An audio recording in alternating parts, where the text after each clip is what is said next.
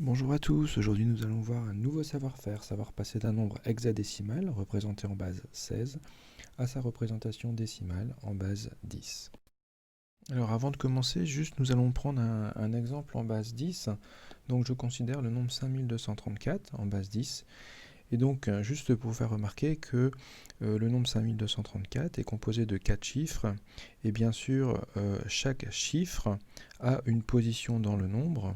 Et c'est la position de ce chiffre dans le nombre qui va déterminer le rôle du chiffre. Par exemple, le 5 ici, évidemment, le 5 c'est le chiffre des milliers, et donc le 5 est associé à 1000, 10 puissance 3000, 5 fois 10 puissance 3. Le 2, chiffre des centaines, donc ici on a 2 centaines, 2 fois 10 au carré.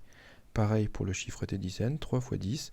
Et enfin, le chiffre des unités, 4 fois 10 puissance 0, en sachant que 10 puissance 0, ça fait 1. Et on voit ainsi la signification du 4, 3, 2 et 5, donc des chiffres du nombre 5234, en fonction des puissances de 10. Pour passer d'un nombre hexadécimal à sa représentation en base 10, c'est exactement la même chose. On va décomposer le nombre. Alors on ne va pas utiliser les puissances de 10 forcément, on va utiliser les puissances de 16. Alors voici un exemple, donc soit le nombre hexadécimal E4B, quelle est sa représentation en base 10.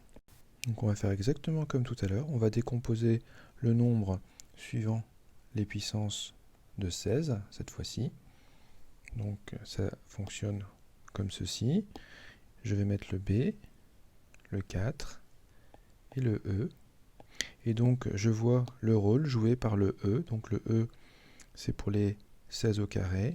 Le 4 c'est pour les 16 puissance 1 et le B pour les 16 puissance 0. Alors pour continuer, j'aurai bien sûr besoin du tableau qui est juste au-dessus. Donc la correspondance entre la base 16 et la base 10. Et donc avec ce tableau, je peux en déduire que le nombre E4B, donc exprimé en base 16, est égal. Alors je vais commencer par m'occuper des paquets de 16 au carré. Je vois qu'ici, il en faut E. Donc j'ai besoin de la petite table qui permet la petite table qui est ici, qui permet de faire la correspondance entre la base 10 et la base 16. Donc le E correspond à 14.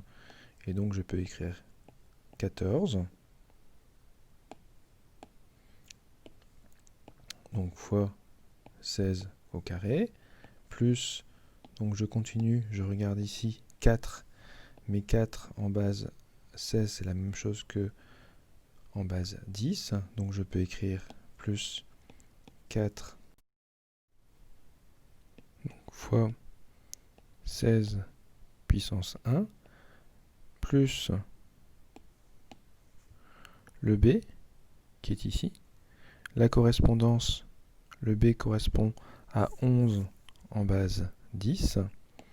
Donc je peux écrire plus 11 fois 10 puissance 0. Alors ensuite, il suffit d'effectuer les calculs.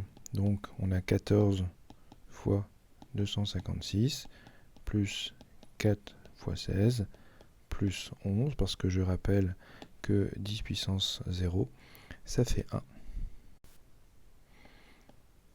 Ce qui donne 3659 en base 10. Donc le nombre E4B en base 16 est donc égal à 3659 en base 10. Voilà, j'espère que vous avez tout compris. Il ne reste plus qu'à vous entraîner pour réussir.